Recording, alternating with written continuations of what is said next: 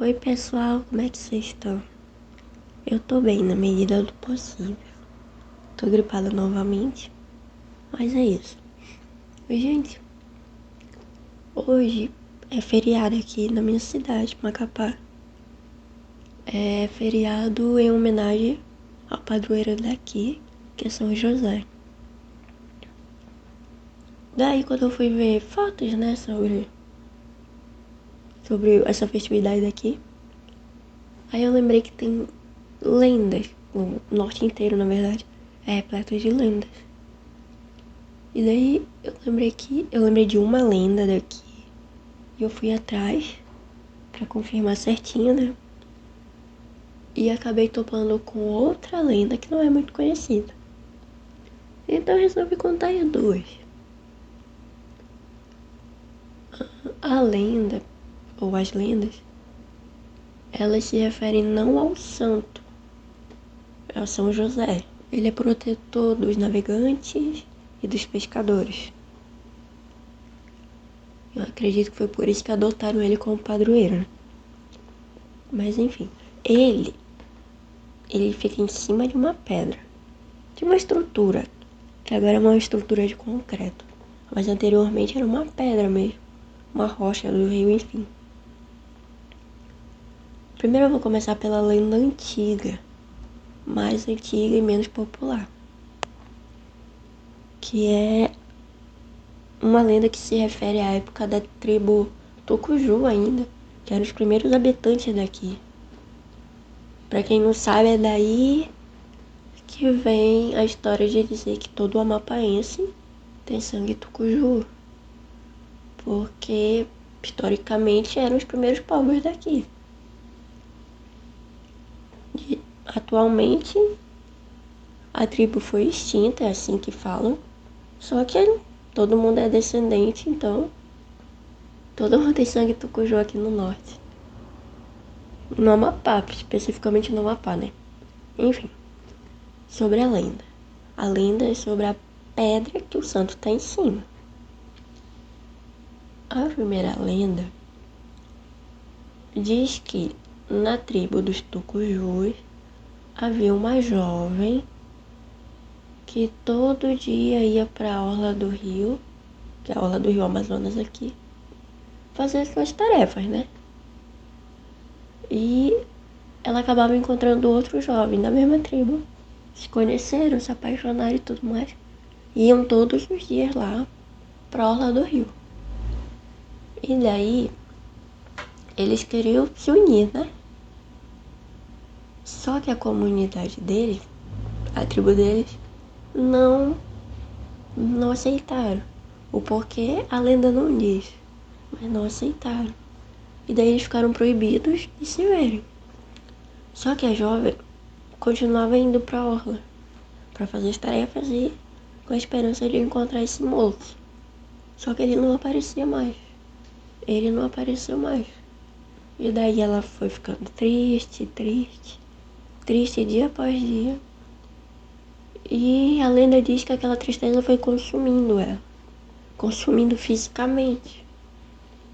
Dizem que certa vez ela chorou tanto na orla do rio, na beira do rio, que ela chorou tanto a ponto de secar e se transformar em uma pedra.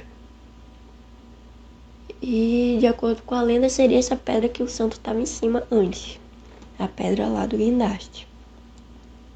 E eu não encontrei foto, porém dizem que a primeira pedra, a primeira rocha, teria formato de uma silhueta feminina, que seria essa jovem indígena.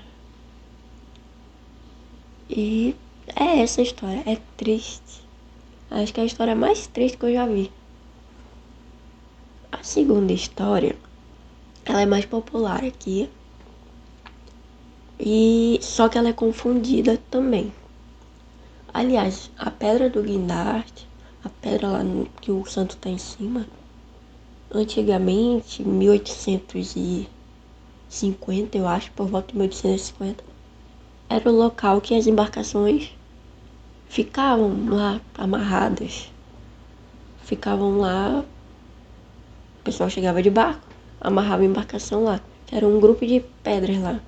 Um grupo de rochas, pra falar a verdade. Só que essa se sobressaía, né, por ser mais alta. Enfim. A lenda mais popular, ela é confundida. A lenda de Macapá é a lenda da cobra grande. Não tem nome. O personagem da história não tem nome. E a lenda da cobra grande de Santana tem nome, que é a cobra Sofia. E não tem nada a ver com Macapá. A lenda daqui, ela é da época que Macapá era vila ainda. Já existia a Pedra do Guindaste e tudo mais. Enfim, era vila.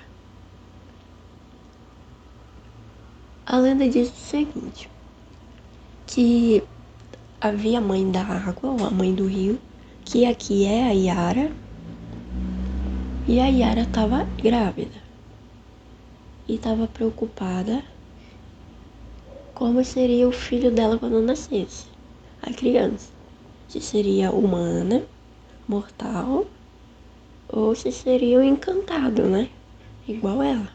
Nesse mesmo ambiente tinha a cobra Boicorá, que a lenda diz que era uma cobra muito invejosa, e ela tinha inveja da Yara. A Yara ainda tomava conta dos moradores da vila de São José e tinha muito apreço por todos, e todos reverenciavam Yara. E um dia que ela estava distraída, a Yara, a cobra Boicorá fez o seguinte, ela fez subir o nível da água e invadiu a vila. Daí muitas casas foram perdidas, os bens, e alguns se perderam, alguns moradores se perderam. Yara tentou reverter isso, mas não conseguiu. E no meio dessa confusão, a filha dela nasceu. Era uma menina. Yara estava triste, agoniada com a lamentação do povo e pediu ajuda a Tupã. E Tupã, para quem não sabe, seria Deus para o povo tupi-guarani. E daí ela pediu para Tupã ajudar, para reverter aquele mal feito da cobra Boicorá, só que ele também não conseguiu. Yara falou então para ele transformar a filha dela em um ser encantado, e ele transformou em uma cobra gigante. Daí Yara pegou a filha dela, mandou ela pro rio Amazonas, e pediu para ela beber a água, para baixar o nível do rio. Era uma cobra imensa, a lenda diz. Aí a menina foi, se acomodou no fundo do rio, repousando a cabeça dela na pedra, a bendita pedra do guindaste, e lá ela começou a beber a água, o máximo de água que ela pôde. Aí daí o nível da água baixou e teve tranquilidade na vila, né? E a lenda é isso, a lenda diz que até hoje a menina tá lá, transformada em cobra, e repousa a cabeça dela na pedra do guindaste.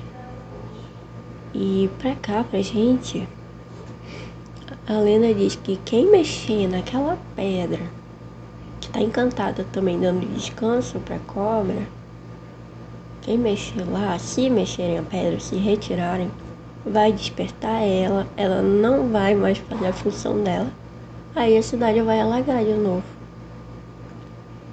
É essa a história, gente. Agora, quem tem interesse na lenda da cobra Sofia, comenta pedindo a lenda. Até o próximo vídeo. Tchau!